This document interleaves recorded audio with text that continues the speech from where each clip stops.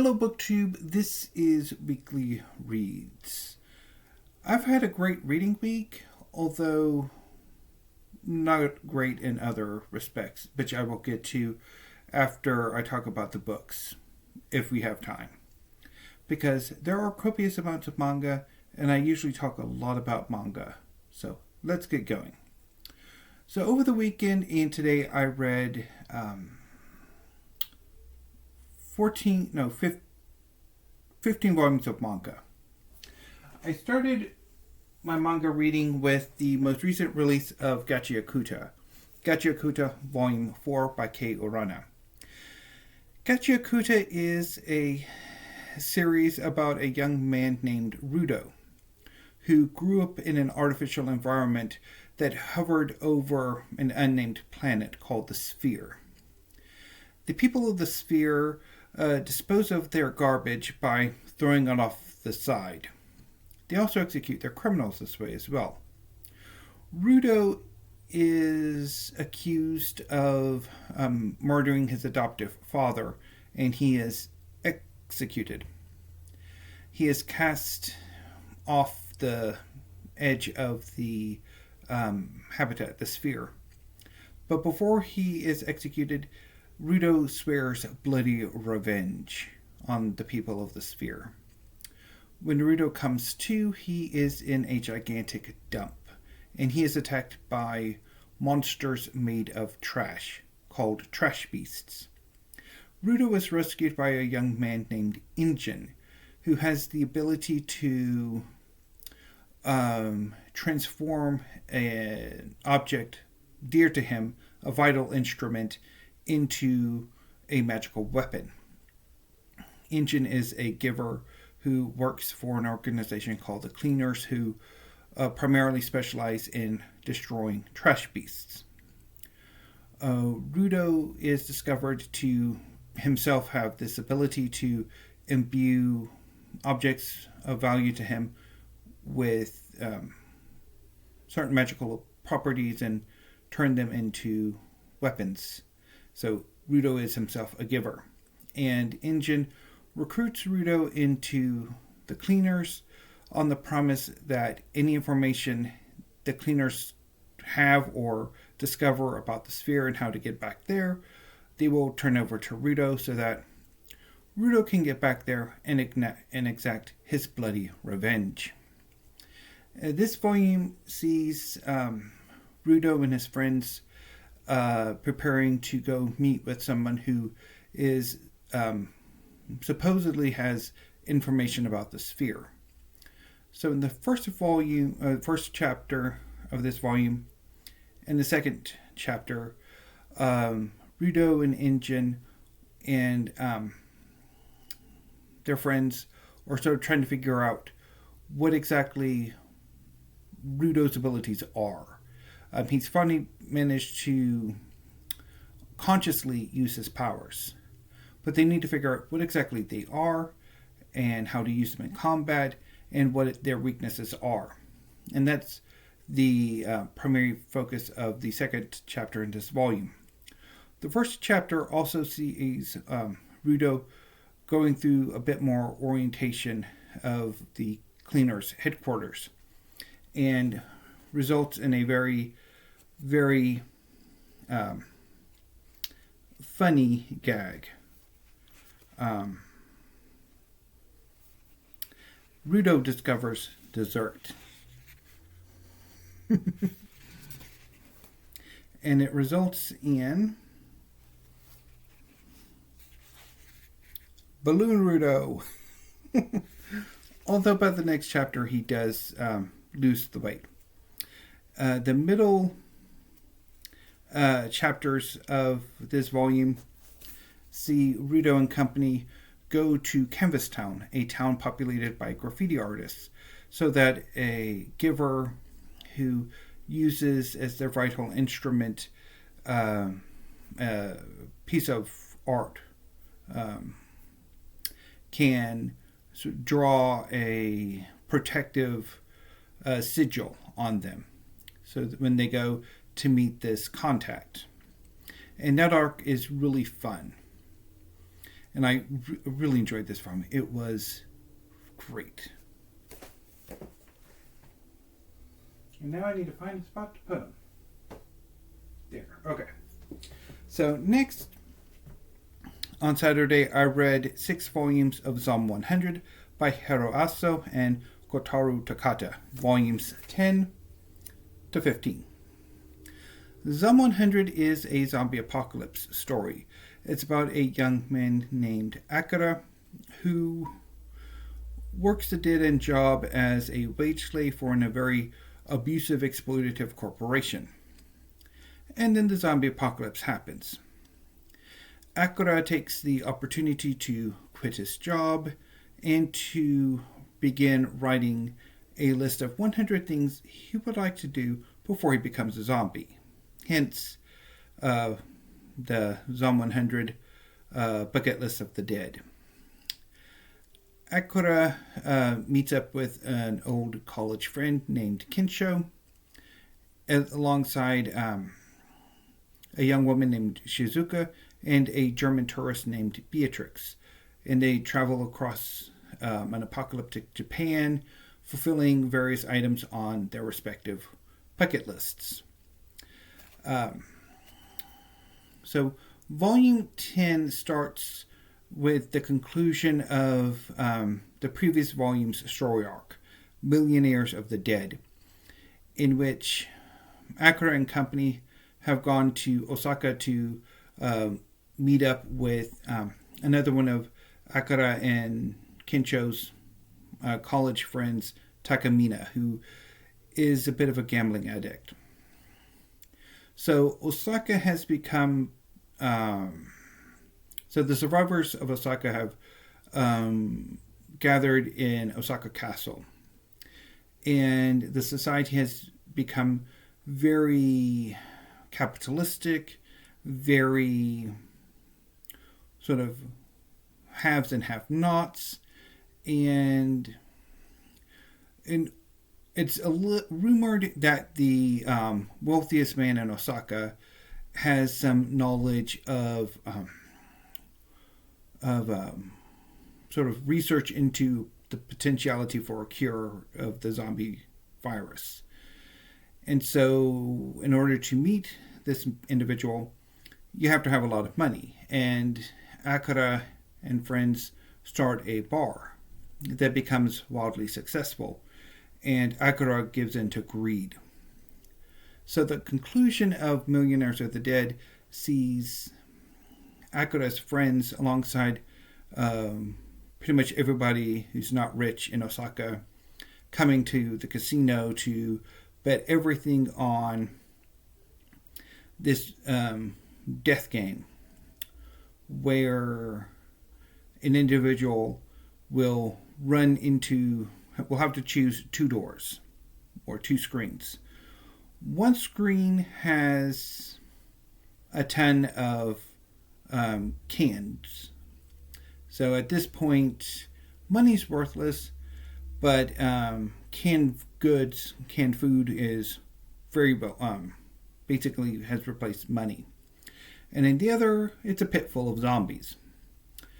So Takamina is taking the run, and Akira, coming back to himself, subtly warns Takamina that he was running into the zombie pit. And then the haves are wiped out, and it is revealed that the wealthiest man in Osaka is actually a zombie. So Akira and company leave Osaka to continue their journey, and Takamina joins them. They then head to Kyoto for an adventure, and also have a bit of a excursion on a cruise ship, which results in Akira and Shizuka being washed up on a desert island. And eventually, Akira and friends meet up with a researcher who is studying the virus and is hopeful for a cure. and they meet a young girl who is immune to the zombie virus. And one of the great subplots of these volumes is the burgeoning relationship between Akira and Shizuka. It's been clear from the beginning that Akira has a crush on Shizuka. But over the course of these volumes, Shizuka begins to reciprocate. And kind of that slow dance between the two of them until they finally confess to each other is amazing. Is absolutely amazing. Particularly the scene where they kiss for the first time is amazing. So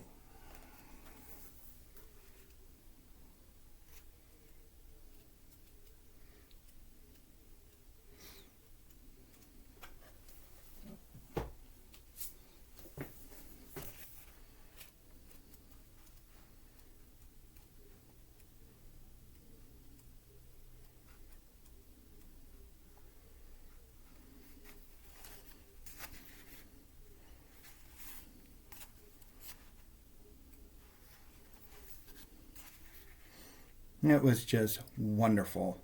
Wonderful.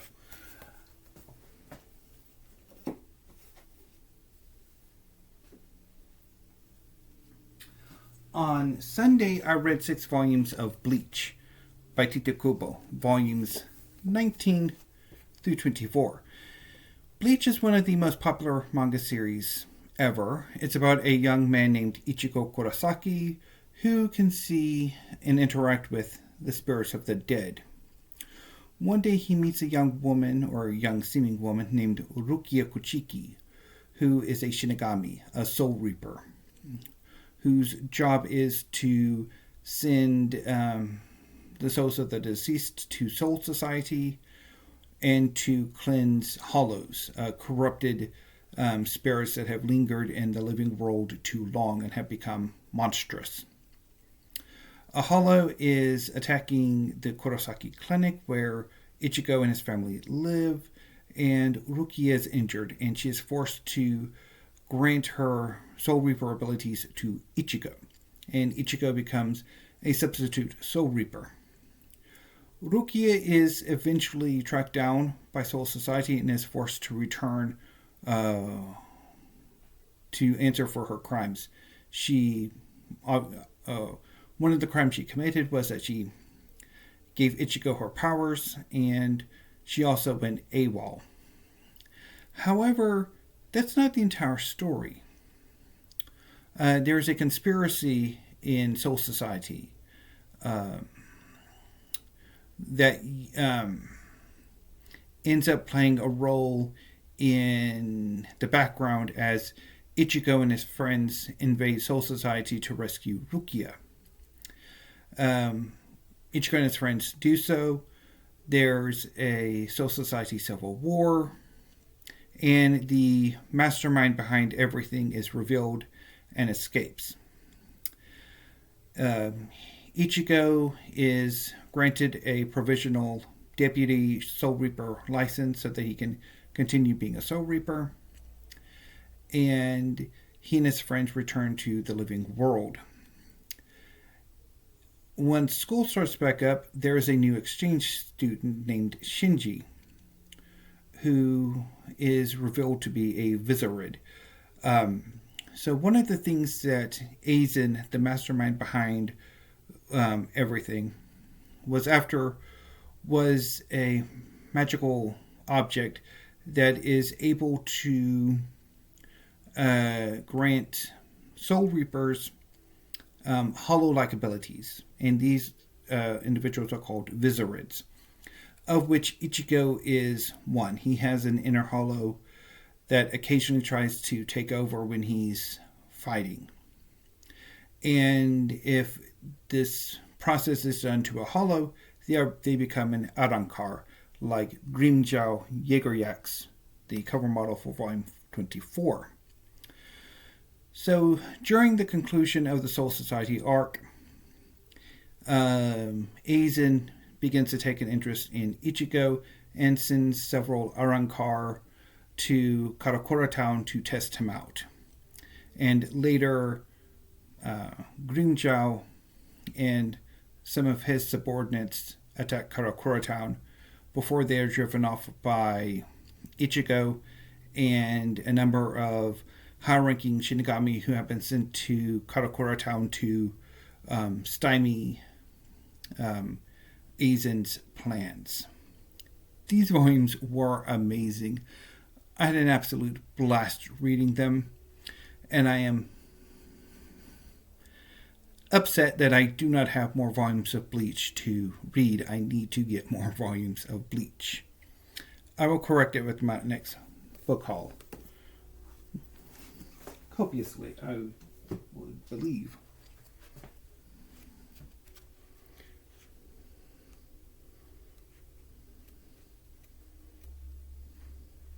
So let's see here.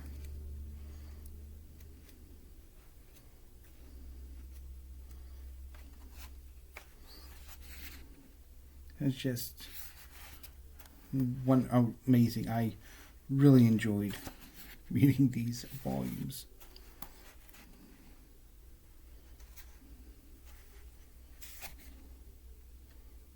Just, yeah.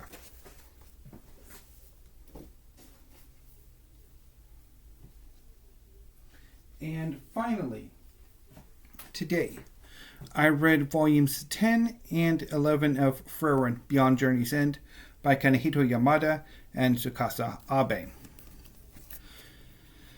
So, Frieren Beyond Journey's End is about an elf named Frieren who decades earlier was part of a party of heroes who defeated the Demon King. Decades after the death of Himmel the Hero, the leader of the band of heroes, Frieren has gone on a new journey with her apprentice Fern and a young warrior named Stark. In these volumes, Frieren is and her companions are tasked with helping the wizard Dinkin try to save the Golden Land from a demon named Mocht, who is curious to see if demons can coexist with humans. Shortly after the defeat of the Demon King, Mocht became friends with a human noble named Gluck, who ruled the fortress city of Vysa. And he and Mocht began to clean up the city, and with the goal of trying to teach Mocht what malice and guilt were. Things did not quite work out, and Mocht turned the entire city into gold, save for Dinkin, and its inhabitants, save for Dinkin, who was away. And Dinkin's pretty much spent the next 50 years trying to hone his abilities in order to defeat Mocht. And so, yeah, these volumes were fun. I really enjoyed them. Mocht is a great villain. I really love Frieren's character and how she approaches things. Particularly her fight with the demon Solitar was amazing. And her ability to figure out Mocht's magic and to counsel it out. It was really good. I love this series. So, that was my manga reading. And it was great. So, over the course of the work week, except for today, I read 4 volumes of poetry. The 4 volumes of poetry that I recently hauled. And for the most part, they were good. So I started with Gloryland by Anne-Marie Macari. This collection is largely centered on women and motherhood, and it's quite good. Although I think I prefer Macari's most recent collection, Heaven Beneath. I thought this collection is really good. About as strong as her third collection, She Heads into Wilderness, which I think is my favorite collection of Anne-Marie Macari's. Although, this one might give it a run for its money. I also quite liked Modern Poetry by Diane Seuss. So this collection's best poems are centered around poetry and poetry in the modern world. And finally, I read Far District by Ishion Hutchinson. This is his first collection, which has just been published in the United States for the first time. Hutchinson has subsequently published several other collections of poetry which have been highly rated. I can't say I particularly cared for this collection all that much. I didn't really connect to it, so this collection was unfortunately a bit of a disappointment for me.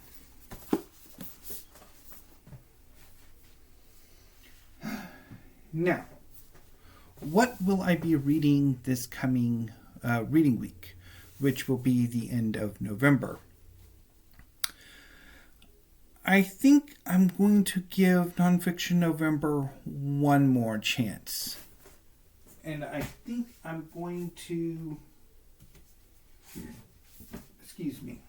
read China by John Keay. If everything works out, this is what I will read, although if I finish it early, I will read some manga or something. Maybe try some chapters or something. I don't quite know. If this book doesn't work out, I might return back to James Merrill for a few days.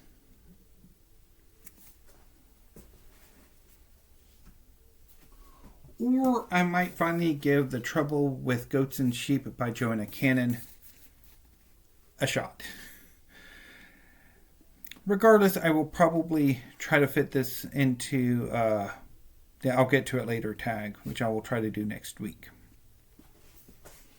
Anyway, but of the three, I will put China by John Keay in the show notes, along with what I read this past reading week. Now, on to my tech trouble. So, outside of my reading, which was good, I had some tech troubles. So, on Tuesday, after I did Triple Tag Tuesday, I noticed that my laptop, the laptop that I had been using for several years, was losing battery life. And then later on Tuesday, it died. And I don't know why, but it's not charging. So I debated whether or not I should just use my old computer, the older one, or get a new one.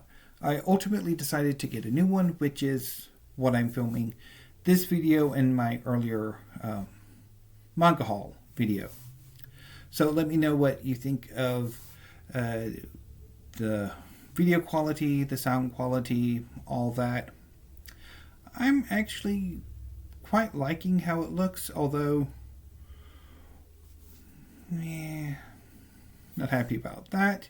But it's why I do tend to prefer filming during the day when I can rely on natural light in this room.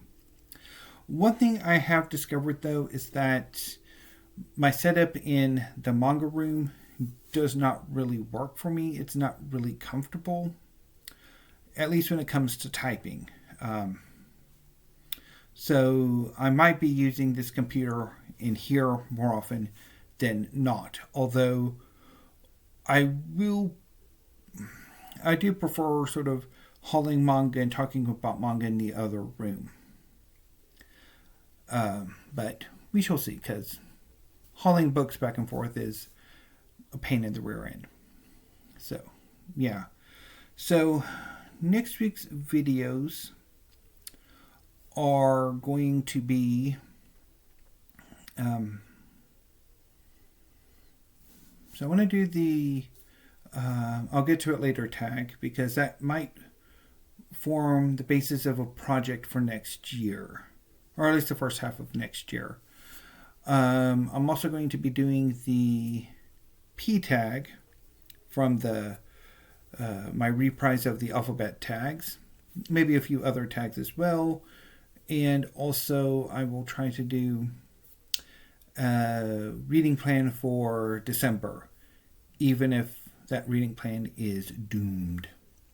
Now, I don't know if there's going to be any December reading events, because by this point you would think, if there are, the prompts and all that stuff would have been announced, but I'm not seeing anything, so I don't know. I might just do my own project.